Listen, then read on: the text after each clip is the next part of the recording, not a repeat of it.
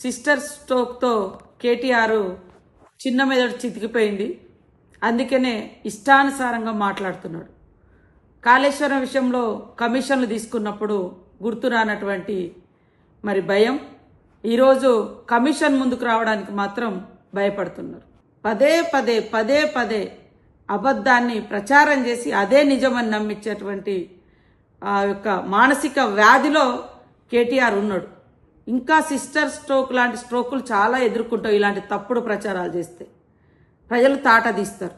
కాబట్టి తప్పుడు ప్రచారాలు మానుకొని వాస్తవాల మీద నిలబడి ఒక నిర్మాణాత్మకమైనటువంటి ప్రతిపక్షంగా నువ్వు కొనసాగు. అప్పుడు బాగుంటుంది. ప్రజలు నిజంగా నువ్వేమన్నా మంచి మాట్లాడితే ఇది నిజమే కదా అని అనుకుంటారు. కానీ అబద్ధాలను అనేక సార్లు చెప్పడం మూలంగా నువ్వు అబద్ధానికి పుట్టిన బిడ్డగా మారిపోయినవు, అబద్ధానికి పుట్టిన వ్యక్తిగా ఉంటావు. గోబెల్స్ని మించిన మరి గ్లోబల్ ప్రచారకర్తగా నువ్వు మిగిలిపోతావు. అది గుర్తుపెట్టుకో కేటీఆర్.